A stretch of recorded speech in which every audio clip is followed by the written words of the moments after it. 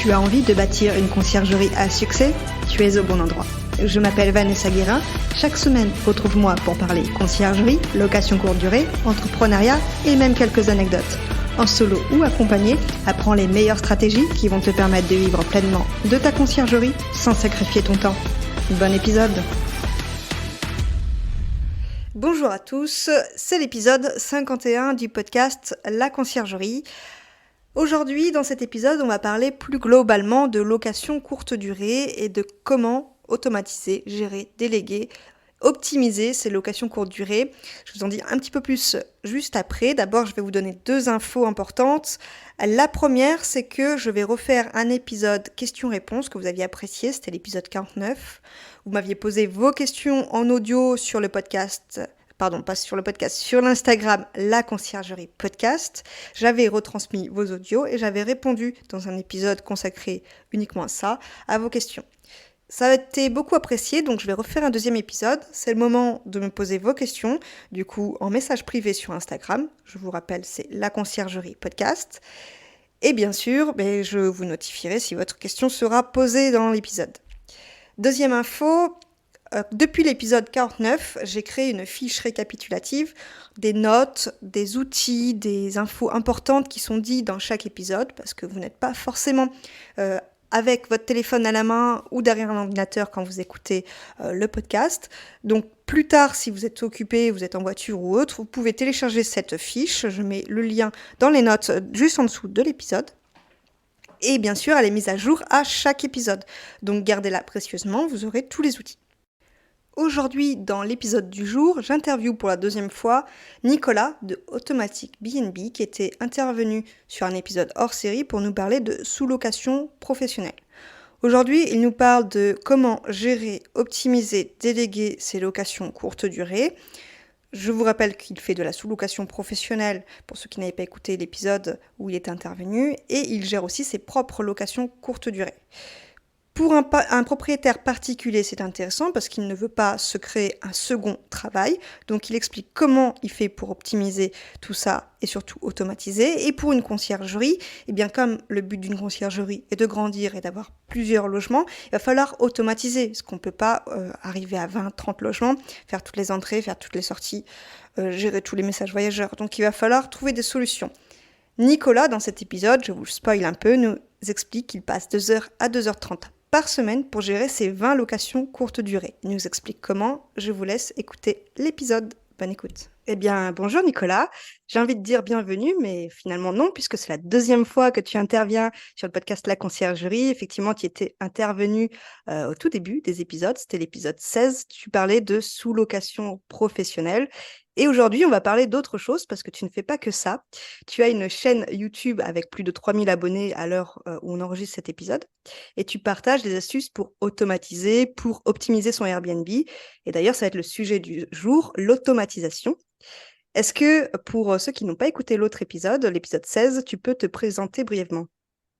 Pas de souci. En tout cas, merci Vanessa. Encore merci de m'avoir réinvité dans ton podcast. Effectivement, depuis maintenant 2017, je fais de la location courte durée.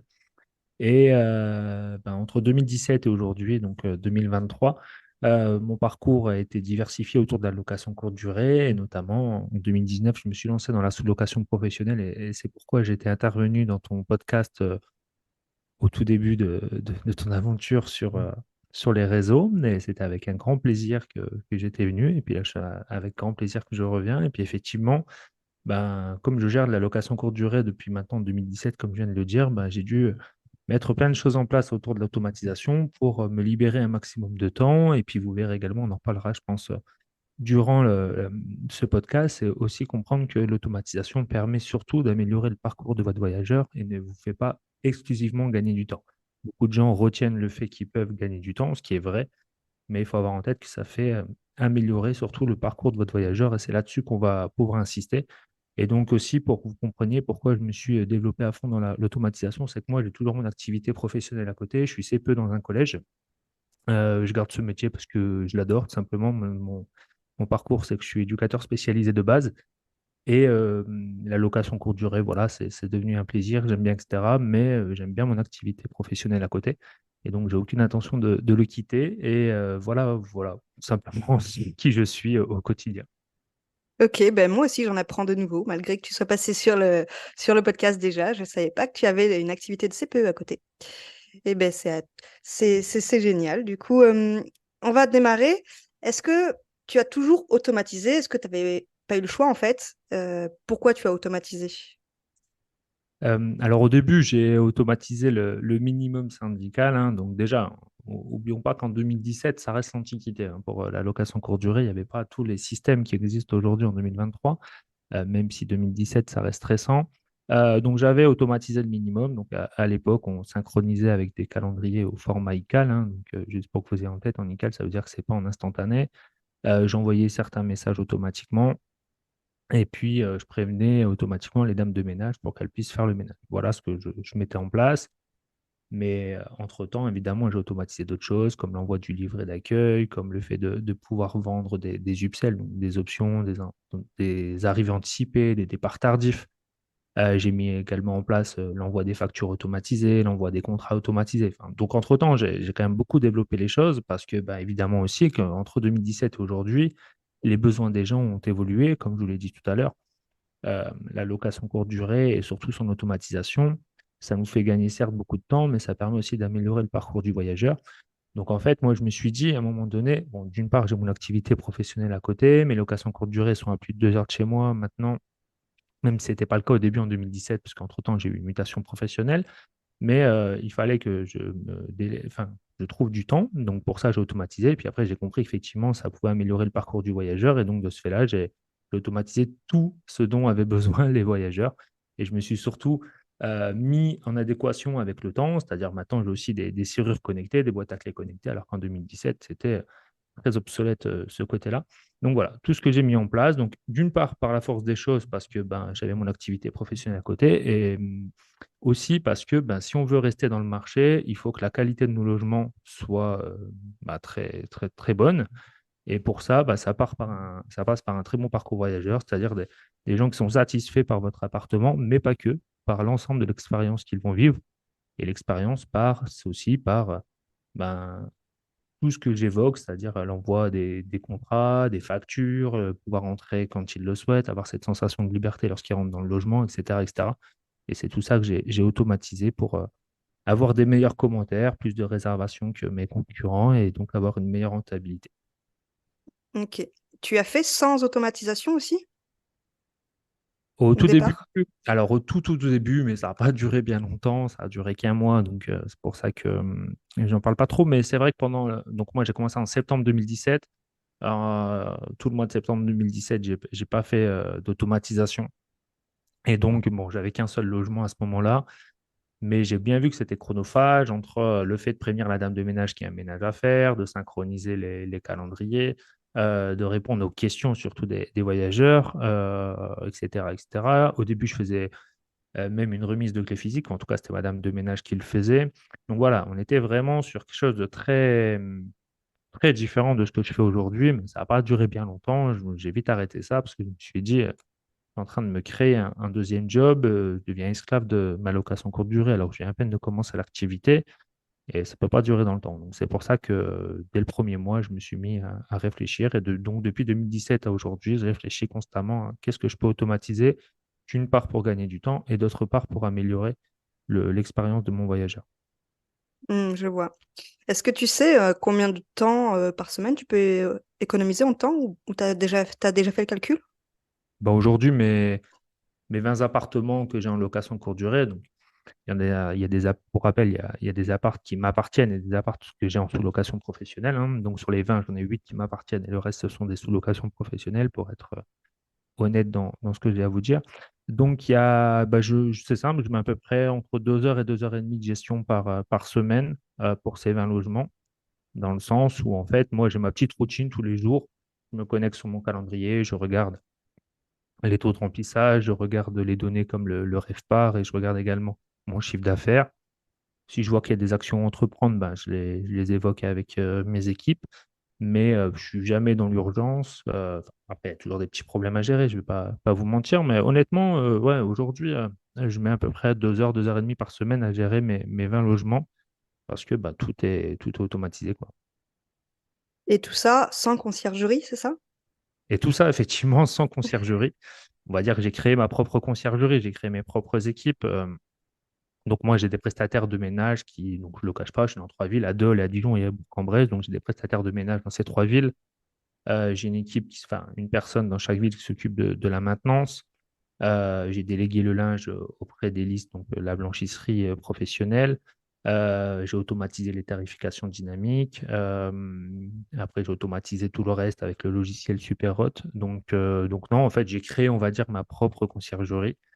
Et voilà. Donc, ce que je dis souvent, c'est que j'ai créé mon entreprise, c'est un actif et je souhaite qu'elle travaille pour moi. Moi, je pilote cette entreprise et je ne veux pas mettre mes mains dans le cambouis. Par contre, c'est pas magique, hein, et ça m'a pris du temps de créer tout ça. Et au quotidien, je réfléchis toujours dès qu'il y a un problème à se dire, voilà, bah, déjà, comment solutionner le problème à court terme et comment je peux faire pour que ce problème ne revienne pas ou qui pourrait gérer ça dans mon organisation et dans mon équipe.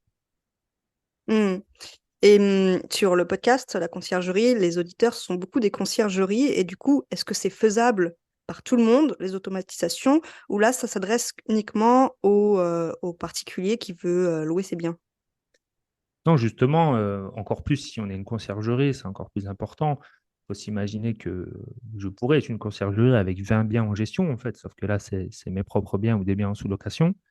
Et justement, le fait d'être en conciergerie et de pouvoir automatiser un maximum de tâches, ça vous dégage énormément de temps, bah, d'une part, pour vous occuper de vos propriétaires qui ont des questions, ce qui est normal, de prospecter pour continuer à vous développer, et aussi réfléchir à comment améliorer votre conciergerie en proposant plus de services, en étant plus rentable, etc., etc. Tout le temps que vous dégagez euh, à ne pas mettre les mains dans le cambouis, ce n'est pas du temps, ce que je dis souvent, être sous les cocotiers sur la plage sable blanc, c'est réfléchir à tout ce temps-là, qu'est-ce que je peux en faire? Et ce que je peux en faire, c'est optimiser ma société de conciergerie. Et ce que je disais tout à l'heure, quand vous avez un problème dans votre conciergerie, au lieu de se dire, ben, mince, encore un problème, etc., c'est voilà, ok, on va gérer le problème maintenant, mais maintenant, dans mon équipe, la prochaine fois, qui pourra gérer ça pour que ça soit toujours moi qui pilote et que j'ai pas toujours, enfin, et que je n'ai pas surtout les mains dans le cambouis. Et comme ça, ce temps, je le garde pour bah, trouver des nouveaux clients, des prospects, réfléchir à quels sont les logements les plus rentables, quelles sont les optimisations à avoir, etc., etc. Et c'est ça qui est extrêmement important. Et en fait, l'objectif, quand vous avez une conciergerie, c'est que votre entreprise devienne un actif. Ça, c'est extrêmement important. D'ailleurs, peut-être qu'il y a des gens qui nous écoutent et qui souhaitent un jour revendre leur activité. Et s'ils veulent revendre leur activité, il faut que leur activité puisse être gérée sans vous, entre guillemets. C'est-à-dire que si aujourd'hui vous partez 15 jours en vacances, il faut que la conciergerie puisse tourner et qu'il y ait un écosystème qui soit créé. Donc votre rôle en tant que chef d'entreprise, c'est de créer un écosystème. Si sans vous, la conciergerie ne tourne pas, déjà vous ne pourriez pas revendre votre activité et ça veut dire que vous devenez esclave de votre activité de conciergerie et c'est compliqué à durer dans le temps. Ok, très clair. Et si on entrait dans les détails, qu'est-ce que tu as automatisé et donne-nous des exemples. Bah, ce que j'ai automatisé, c'est tout le parcours voyageur. C'est-à-dire qu'entre le moment où le client réserve chez moi, c'est-à-dire il va sur Airbnb, Booking, site internet, bah, il reçoit les messages qui confirment la réservation. Il va derrière recevoir également les codes d'accès le jour de l'accès au logement. Donc ça, moi, je me connecte notamment entre Superhot et Igloo Home, donc des boîtes à clés ou des serrures connectées. Donc ça veut dire que le code, il est généré automatiquement. Il est valable que durant la durée du séjour. Et lorsque le client est parti, il ne peut plus réutiliser ce code. Il y a effectivement aussi dans ces messages automatiques un guide de bienvenue qui permet au client ou à la cliente de pouvoir préparer son séjour, d'avoir les informations dont il a besoin. Là, on est en train de tourner le podcast. Peut-être qu'il y a des gens qui sont en train de réserver pour ce soir mon logement. Il ne faut pas qu'ils attendent que je sois disponible pour leur donner les infos. Il faut qu'ils aient les informations. Et peut-être que si c'est un businessman, il a aussi besoin d'une facture. Bah, la facture va être envoyée automatiquement. Pareil, lorsque le client va être dans le logement, bah, je vais lui envoyer les codes Wi-Fi qui sont également présents dans le logement, mais je vais lui donner cette information supplémentaire aussi. Et je vais aussi permettre au client, lorsqu'il va partir, de mettre un commentaire. On se plaint toujours que les clients mettent des mauvaises notes sur Airbnb ou Booking, mais les gens, il faut les éduquer. C'est-à-dire qu'en fait, ils ne savent pas que sur Airbnb, tout ce qui est en dessous de 5 sur 5, c'est considéré comme un séjour médiocre ou passable pour Airbnb. Bien leur expliquer que voilà, s'ils ont considéré leur séjour comme satisfaisant, il faut qu'ils nous mettent 5 sur 5. On peut ne pas être d'accord avec ça, mais on sait que si on prend un 3 ou un 4 sur Airbnb, c'est considéré comme une mauvaise note, alors que peut-être que lui, le voyageur, voulait vous mettre un 15 ou un 16 sur 20, en fait. Mais lui, il ne sait pas que 4 sur 5, c'est pas ça, en fait, pour Airbnb. Donc tout ça, c'est ce que je mets en place. C'est ce que je mets aussi en place, c'est de la fidélisation, c'est-à-dire que lorsque les clients sont partis, ben, quelques semaines après, et surtout un an plus tard, je leur renvoie un email en leur disant qu'en gros, on existe toujours et que s'ils veulent revenir chez nous, parce que peut-être qu'ils étaient venus pour des vacances, un séminaire ou pour un événement particulier, ben, qu'on a un site internet et qu'ils peuvent tout simplement réserver. Donc, ce qui est important, c'est que j'ai automatisé tout le parcours du voyageur qui, pour moi, part du début de la réservation jusqu'au départ de votre appartement. Donc, pour certains, le parcours voyageur est très long parce que si je réserve plus de 2 ou 3 mois avant mon séjour, ben, ce parcours est assez important. Et j'ai aussi délégué beaucoup de choses comme la blanchisserie pour améliorer la qualité, le ménage, mais ça souvent c'est fait. J'ai aussi délégué la partie communication voyageur. Tout ça me permet dans ces cas-là d'avoir beaucoup de temps libre et surtout de penser à comment améliorer mon activité. Donc moi je réfléchis souvent, bah, quel upsell je peux mettre en place. Moi je vois que j'ai beaucoup de personnes qui me demandent de pouvoir arriver de manière anticipée, départ tardif, de mettre un lit parapluie, de faire un dépose-bagages. Bah, tout ça je le propose. Et donc, je réfléchis avec mes équipes comment le mettre en place, comment l'automatiser. Et les gens sont prêts à payer parce qu'en fait, ça correspond à leurs besoins. Et donc, voilà. Donc, c'est tout ça que j'ai automatisé et délégué. Et j'ai aussi, ce que je parle souvent, standardisé, c'est-à-dire pour gagner un maximum de temps, par exemple, pour faire gagner du temps à mes équipes, notamment lorsque j'achète des consommables, etc. Bah, par exemple, toutes mes cafetières, ce sont des Senseo. Comme ça, quand j'achète des capsules, c'est toujours les mêmes capsules que j'achète et je peux acheter en gros, donc je gagne de l'argent déjà. Et en plus, c'est facile à gérer. Pareil, tous mes lits sont de la même taille parce que bah, quand on commence à mettre des draps, on ne commence pas à se battre avec des tailles de draps différentes. Ça ne fait pas perdre du temps à mes équipes, etc., etc. C'est plein de petites choses comme ça qui fait qu'à la fin, les gens sont contents parce qu'en fait, ils se disent si on est satisfait lorsqu'on est venu sur un des logements, un Nicolas, ben, on peut revenir dans un des autres logements et en fait, il y aura la même standardisation, c'est-à-dire la même qualité, etc. Donc voilà, c'est comme ça aussi que j'arrive à avoir des clients satisfaits et avoir surtout beaucoup de temps libre grâce à toute cette organisation. OK. Donc si je récapitule, tu as automatisé le parcours voyageur, tu as délégué aux prestataires, donc le linge et le ménage et le dernier point. Les tarifications, j'ai délégué, enfin, je l'ai automatisé même avec PriceLab plus précisément. Mmh. J'ai délégué donc la blanchisserie, j'ai délégué également la partie communication voyageur avec SAV Albert. Donc voilà, donc ça c'est toute la partie délégation et automatisation et puis la partie aussi standardisation. Après, ce qui est OK. aussi important à avoir en tête, c'est que tout ça repose sur une étude de marché. C'est pas au pifomètre, c'est pas moi tout seul qui me dis ben, de quoi ont besoin les voyageurs. C'est que moi, de façon constante, ben, déjà quand j'ai commencé mon activité, j'ai fait une étude de marché et de façon constante, régulièrement, et d'ailleurs j'en fais des vidéos sur ma chaîne, c'est que tous les mois, j'analyse mes chiffres. C'est-à-dire, OK, j'ai tel chiffre d'affaires, tel RevPAR, tel pourcentage de taux d'occupation. Ces données-là, comment elles se situent par rapport à celles de mon marché? C'est-à-dire, est-ce que j'ai sous-performé, surperformé ou est-ce que je suis au même niveau du marché? Et comment je peux le faire évoluer? Par exemple, là, quand j'ai analysé mes derniers chiffres, bah, j'avais surperformé le marché, donc ça, c'est bien. Par contre, j'ai vu un point, c'est que moi, j'étais à 2,2 nuits en moyenne par séjour, alors qu'en moyenne, dans mon secteur, on est plus à 2,6, 2,7. Donc, je me suis dit, comment je peux rallonger mes séjours? Parce que ce que ça va faire, c'est si je rallonge mes séjours, je vais avoir moins de charges en face, c'est-à-dire moins de rotation, moins de consommables, etc., etc.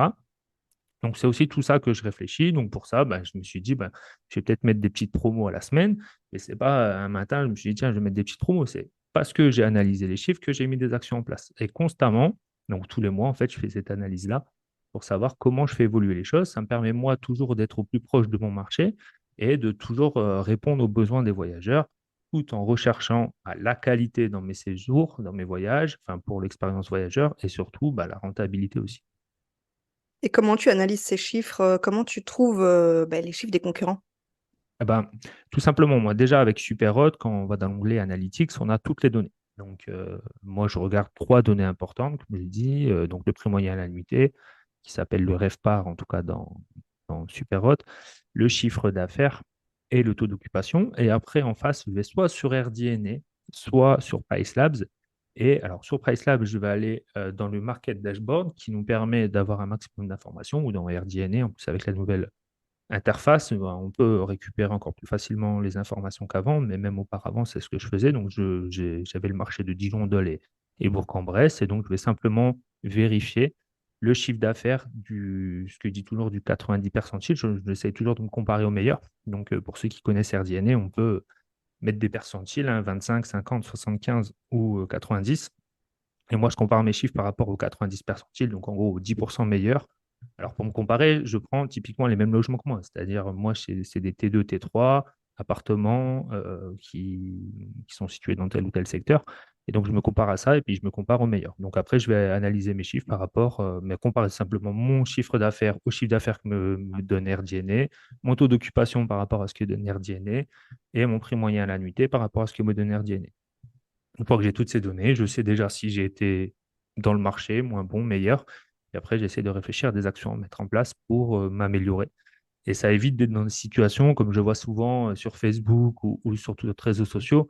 Est-ce que c'est normal que j'ai pas assez de réservations ou est-ce que c'est normal que mon planning ou mon calendrier est déjà rempli? Mais en fait, on n'en sait rien parce qu'en fait, tu nous poses la question, on ne connaît pas ton secteur, on ne sait pas quel type de logement tu as.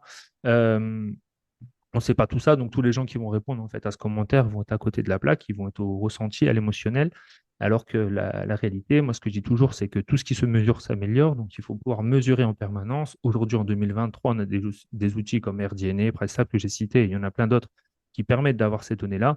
Avec les channel managers, on peut aussi avoir ses propres données, donc il faut comparer. Autant en 2017, je vais être honnête, j'étais un peu plus au pifomètre parce que RDNA n'existait pas. PriceLab, c'était à tous ses débuts, donc c'était pas aussi puissant qu'aujourd'hui. Il n'y avait pas de Superhot, il y avait à peine Bet24, etc. Donc c'était plus difficile. Mais aujourd'hui, il n'y a plus d'excuses. Et si à un moment donné, on veut résister au marché, résister à la concurrence et se professionnaliser, il faut nécessairement passer par ça. Ouais, je suis tout à fait d'accord. Avant de mettre tout ça en place, ça t'a pris combien de temps en fait? Parce que j'imagine qu'il y a eu des couacs des fois. Est-ce que tu as une estimation de combien de temps ça t'a pris? Alors déjà, moi, je suis en amélioration continue de 2017 à aujourd'hui. Après, aujourd'hui, par exemple, si quelqu'un, quand je l'accompagne, en, en 30 jours, il met tout en place. C'est-à-dire que tout ce que j'évoque, c'est dans mes accompagnements, c'est divisé en plusieurs modules. Et en 30 jours, les personnes ont tout mis en place. Euh, Parce que là, on parle de l'automatisation, etc. Mais comme je dis, le plus long, c'est la partie la plus ingrate, mais la partie invisible de l'iceberg, mais qui est sans doute la plus importante.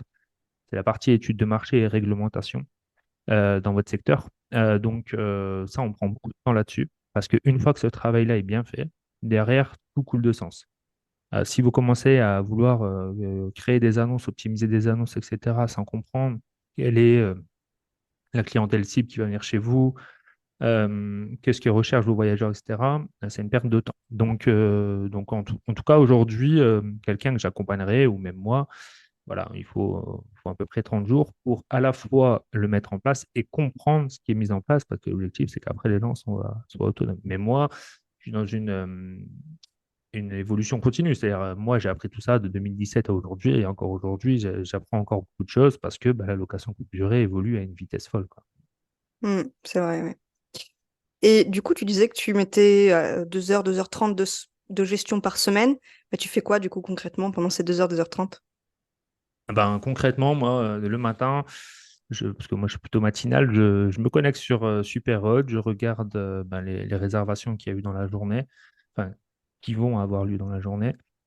Je regarde mon taux d'occupation, mon prix moyen à la nuitée, et mon chiffre d'affaires. Là, je regarde juste comme ça à la volée, à la journée. Et ce que je fais surtout, c'est que si je vois que j'ai beaucoup de logements qui ne sont pas réservés, je vais regarder dans PriceLab si mon prix est bien paramétré. Donc, je peux régler mon prix à ce moment-là. Et donc, ça va me prendre, on va dire, 10 minutes. Et après, le reste de ce temps-là, ce jour-là, je vais gérer les petits problèmes, hein, c'est-à-dire mes équipes qui m'ont fait remonter dans Superhot. Donc, dans Superhot, j'utilise Superhot, mais ça pourrait être autre chose, mais j'utilise les fiches incidents où, voilà, lorsqu'il y a des problématiques dans les logements, une plainte qui s'est décollée, il manque des piles dans telle télécommande, il y a une ampoule qui ne fonctionne pas, etc. Voilà, je règle ces petits problèmes avec mes équipes en disant à mon technicien, est-ce que ça, tu as bien vu? Aujourd'hui, tu passes? Ouais, ok, ça c'est bon. Tu me checkes bien ça. Et puis voilà, donc en gros, il y a 10 minutes où je regarde juste les chiffres, il y a 10 ou 15 minutes où je gère les petits problèmes. Et puis voilà, sachant que s'il y a des gros problèmes, ben, en fait, mes prestataires savent ce qu'ils doivent faire, c'est-à-dire notamment quand on doit faire intervenir Aircover ou prendre une caution, eux, ils savent qu'ils doivent prendre les photos, les vidéos, m'indiquer avec détail ce qui se passe. Ils remplissent une autre fiche incident que j'ai dans Superhot. Moi, je suis interpellé par une notification. Et après, par contre, ça, c'est moi qui le prends en charge. C'est-à-dire que je vais sur mon compte Airbnb et je fais les demandes Aircover. Moi-même, je sais ce qu'il faut faire pour avoir plus de chances d'être couvert. Hmm. Puis comme ça, moi, je laisse mes équipes sur le terrain gérer ce qu'ils ont à gérer, c'est-à-dire remettre en état le logement pour que le logement soit prêt pour le soir même. Et une fois par mois, c'est là où ça me prend le plus de temps, c'est ce que je viens de dire tout à l'heure, c'est d'analyser en détail les chiffres et de se dire, voilà, quelle action je peux mettre en place, ou peut-être qu'il n'y a pas d'action à mettre en place, mais qu'est-ce que je peux mettre en place une fois que j'ai analysé les chiffres. Et grossièrement, ouais, ça me fait 2 heures, 2 heures et demie par semaine quand je fais ça. Ok. Est-ce que tu as d'autres choses en tête qui peuvent nous faire gagner en temps, mais sans automatiser? Bah, comme je disais tout à l'heure, la standardisation, c'est un gain de temps énorme. C'est-à-dire que en fait, je m'inspire toujours de ce que font les meilleurs hôteliers. C'est-à-dire que quand vous allez dans pas, un Ibis rouge, un Ibis style ou n'importe quel Ibis, par exemple, pour prendre que cet exemple-là, vous savez typiquement quelle va être la literie, comment va se faire, comment vont fonctionner les chambres, etc. Parce qu'ils ont standardisé l'activité. Ils ont standardisé l'activité pour deux raisons. La première, donner une image de marque, et deuxièmement, pour gagner du temps pour les prestataires de ménage, etc. Vous, pour gagner du temps, il faut partir là-dedans. La standardisation, ce n'est pas un gros mot et c'est extrêmement important. Tous les gros groupes font ça, mais dans n'importe quel secteur. Quand vous allez chez McDonald's, vous allez dans n'importe quel McDo en France, si vous commandez tel, vous y allez parce que vous savez que si vous commandez tel hamburger, vous l'aurez. Vous aimez ou vous n'aimez pas McDo, ça va être tranchant. C'est soit vous aimez, soit vous n'aimez pas. Mais l'idée, c'est pas de plaire à tout le monde, c'est de plaire à un segment de personnes. En voulant plaire à tout le monde, vous allez plaire à personne. Donc, il faut standardiser votre activité et réfléchir à ce que j'appelle la PUV, c'est-à-dire la preuve unique de vente. Pourquoi on viendrait chez vous plutôt que quelqu'un d'autre? Moi, par exemple, tous mes logements sont classés 3 étoiles, sont situés en centre-ville, dans des appartements, dans des agglomérations en Bourgogne-Franche-Comté. Ça, c'est ma PUV. C'est ma preuve unique de vente. Bah, vous, c'est à ça aussi qu'il faut réfléchir. Pourquoi on viendrait chez vous plutôt que chez quelqu'un d'autre? Comment vous vous distinguez des gens? Et qu'est-ce que vous mettez en place pour vous distinguer? Distinguer, ça ne veut pas spécialement dire faire des trucs de dingue, mais voilà, quel est votre fil rouge de vos logements qui permet que les gens, lorsqu'ils viennent une fois chez vous, ils sont contents et se disent, ben, je reviendrai chez vous une deuxième fois, une troisième fois, parce que ben, on pense que tous vos logements seront à peu près du même standing. Donc ça, c'est une manière aussi de gagner du temps et de l'argent. Et donc ça, c'est aussi extrêmement important à réfléchir, mais ça, c'est la base de toute activité commerciale. Ok, très clair. J'avais cru comprendre aussi que, par exemple, mettre des affiches dans les logements, c'était quelque chose que tu faisais. Effectivement, en fait, le parcours voyageur passe aussi en se disant que voilà, l'entrée se fait en toute autonomie dans le logement. Les gens, c'est la première fois qu'ils voient votre logement, donc il faut les aider, les aiguiller. Donc effectivement, à l'intérieur, il y a beaucoup d'affichages, mais qui sont situés au bon endroit. Bon, on parlait du code Wi-Fi, mais ça, beaucoup de gens le font déjà. Mais par exemple, je pense à la plaque de cuisson, par exemple. La plaque de cuisson, il suffit juste qu'on fait une mauvaise manip, elle se met en sécurité enfant, et le client se dit, la plaque ne fonctionne plus. Bah, moi, tout simplement, à côté de ma plaque de cuisson, il a indiqué comment déverrouiller la plaque de cuisson si sans faire exprès, vous la mettez en sécurité enfant. Pareil, je mets tout simplement à côté de la machine à laver ou du sèche, enfin, ouais, du sèche-linge, etc. Pareil, une notice très simplifiée au format A4 pour que les gens puissent regarder quel programme mettre, etc. Ça évite déjà qu'ils touchent à tous les boutons, qu'ils bidouillent à tout, et ça améliore les choses. Ça évite aussi qu'ils vous appellent, qu'ils vous interpellent, comment ça fonctionne, etc. Alors après, pour certains, ça va faire beaucoup, mais il faut toujours se dire que vous allez avoir des voyageurs qui n'ont pas besoin de vous, qui sont très autonomes, ils ont besoin de rien, ça va très bien. Et d'autres, ben voilà, ils ont besoin de se sentir accompagnés d'une manière ou d'une autre, et ces affichages en font partie. Ça peut être aussi, ben moi par exemple, dans mes logements, il y a tous les numéros d'urgence, SOS médecins, les pompiers, le SAMU, etc. Ça paraît évident pour beaucoup, mais par exemple, un étranger, voilà, peuvent ne pas savoir quoi faire en cas de problème. Donc, tout ça améliore aussi le parcours du voyageur et puis ça coûte pas cher parce qu'une fois que ça a été fait pour un logement, ben, il suffit de faire juste des photocopies, de vous les plastifier, de faire quelque chose de propre et de le mettre dans les autres logements. Et puis, comme beaucoup de gens aussi, je mets un guide d'accueil pour que les gens puissent savoir quelles sont les meilleures sorties, comment utiliser les vélos de la ville, les meilleurs restaurants, etc. D'ailleurs, en dehors d'optimiser le parcours voyageur, pour les conciergeries, même pour des loueurs en location professionnelle, pardon, en sous-location professionnelle.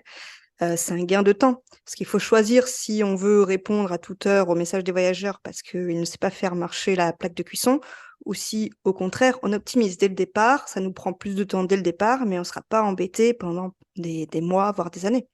Donc, effectivement, c'est un choix qu'il faut faire. Certains De vont toute jamais façon, mettre ces affiches, mais effectivement, toutes les astuces, tout ce que je mets en place et tout ce que j'évoque depuis tout à l'heure, c'est réplicable et utilisable, notamment dans les conciergeries, et encore plus dans les conciergeries, parce que vous êtes amené à avoir beaucoup de logements. Donc, tous ces minutes de gagner dans chaque logement en ayant mis en place tout ce qu'on a évoqué depuis tout à l'heure, c'est tout du temps que vous gagnez dans la gestion quotidienne. Parce qu'effectivement, si vous ne mettez pas ça en place, avec 20 logements, imaginons que vous auriez en gestion, bah là, vous allez passer 6 heures par jour à gérer, c'est sûr, parce que vous serez interpellé tous les 5 minutes. Le voyageur va envoyer un message dans Airbnb Booking. Le propriétaire va vous dire, mais pourquoi vous ne répondez pas ou pourquoi il n'a pas l'information, etc., etc.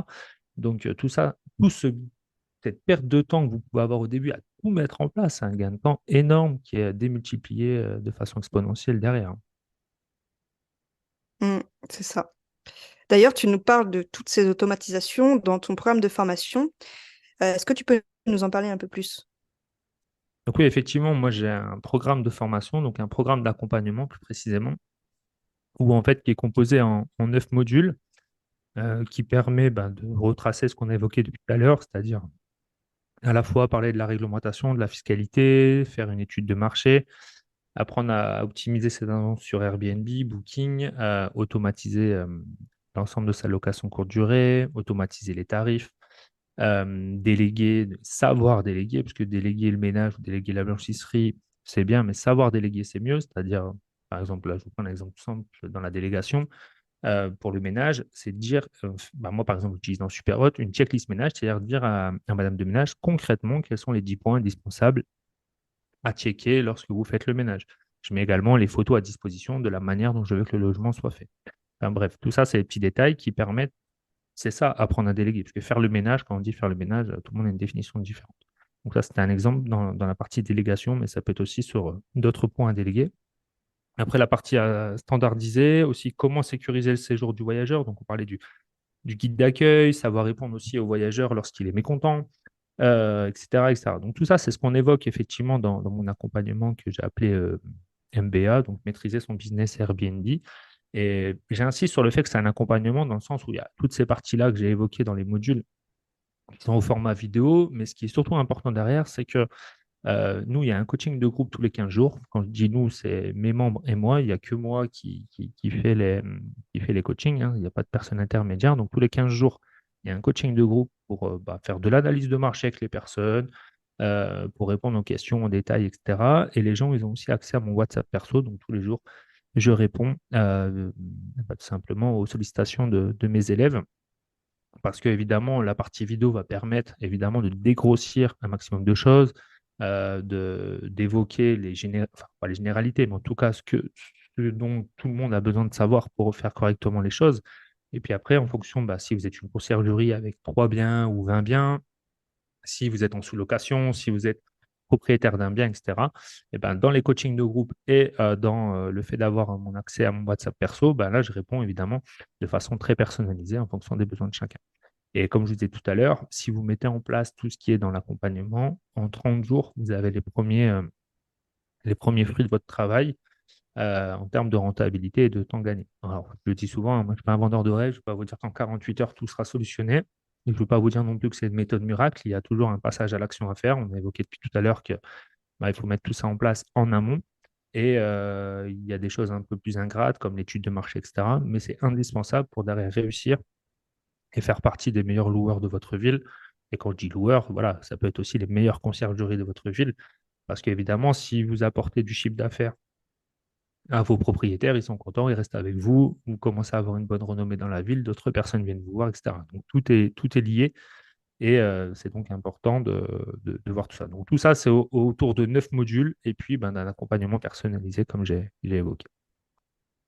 Ouais, et je rajouterais que j'ai pu voir de l'intérieur ton accompagnement et je trouve que c'est très bien expliqué pas à pas. Il y a pas mal de petites choses intéressantes comme apprendre à déléguer pour les conciergeries, c'est important. Comment gérer des mauvais commentaires aussi, ça c'est aussi important. Apprendre à gérer les tarifs, à définir des frais de ménage. Tout ça, ça reste important que ce soit pour un loueur en courte durée, mais aussi pour une conciergerie. Parce qu'avant d'être une conciergerie, on est un loueur en courte durée. Donc il faut pouvoir mettre en place tout ça pour optimiser ses annonces et du coup les annonces des propriétaires. Donc effectivement. Effectivement, moi j'ai essayé d'être le plus pédagogue possible. Volontairement, pour passer d'un module à l'autre, il faut avoir validé le module. Ça évite de sauter les étapes en disant mais ça je maîtrise et en fait non, en fait tu maîtrises pas. Donc c'est étape par étape et ce qui est effectivement important, c'est par exemple, effectivement, tu venais d'en parler, sur comment on va savoir quel frais de ménage on va mettre, par exemple. Et ben ça, je vous explique le calcul qu'il faut faire, comment il faut le faire, à quoi ça sert. Parce que tout ça a un sens et ça va permettre, lorsque vous avez vos propriétaires qui vont dire mais je ne comprends pas pourquoi vous mettez 35 euros de frais de ménage, ben voilà, je vous explique le calcul, il a été fait comme ça, comme ça, comme ça, et ça amène un sens aux propriétaires. Et c'est pas fait au pifomètre, pareil, c'est réfléchi. Et une fois que tout est réfléchi, tout a un sens, ben même vos propriétaires vont comprendre ce que vous faites et ce sera plus facile aussi à gérer pour vous au quotidien, parce qu'il ne faut pas oublier que vous avez deux types de clients, vos voyageurs et vos propriétaires. Et donc, deux fois plus de tâches chronophages, on va dire. Donc, si vous pouvez gagner beaucoup de temps et en plus pouvoir expliciter tout ce que vous mettez en place grâce à des chiffres, des données et des choses qui ont du sens, ben, vous allez gagner énormément. Ok, bah c'est très clair. Je mettrai le lien de ton accompagnement dans les notes de l'épisode. Un mot de la fin? Bah, le mot de la fin, c'est ce que j'ai dit tout à l'heure, c'est tout ce qui se mesure s'améliore. C'est-à-dire qu'aujourd'hui, on est dans la location courte durée. Si on est dans la location courte durée, il faut se professionnaliser. Qu'on ait un bien, 10 biens, 30 biens, même avec un seul bien, il faut mesurer tout ce qu'on fait. Et c'est une fois qu'on a mesuré tout ce qu'on met en place qu'on va pouvoir mettre des actions en place. Je vois trop souvent aujourd'hui des gens, parce qu'ils n'ont pas de réservation, commencent à toucher à leur annonce, leur titre, leur photo, etc. Alors que le problème, il n'est peut-être même pas de là, il vient d'ailleurs. Mais ils ne peuvent pas le savoir parce qu'ils n'ont pas mesuré ce qu'ils étaient en train de mettre en place. Donc, mesurez tout ce que vous faites aujourd'hui en 2023. Il y a tous les logiciels qu'il vous faut pour mesurer les choses. Et une fois que vous avez mesuré correctement les choses, vous allez savoir quelle action mettre en place en termes d'automatisation, de délégation, de standardisation pour améliorer le parcours de votre voyageur, avoir des meilleures notes, derrière avoir plus de réservations que vos concurrents et derrière avoir une meilleure rentabilité. Et une fois que vous mettez tout ça en place, ben, toutes les planètes sont alignées pour que vous puissiez réussir si vous êtes en conciergerie, en sous-location ou propriétaire de votre propre appartement. Merci beaucoup, Nicolas. Et À ben, bientôt. merci encore à toi, Vanessa, pour cette invitation et puis à très bientôt. Et pas si vite, tu as apprécié cet épisode, tu peux le partager à ton entourage ou encore mieux, laisser un avis 5 étoiles sur ta plateforme d'écoute préférée et un commentaire. Je te dis à bientôt.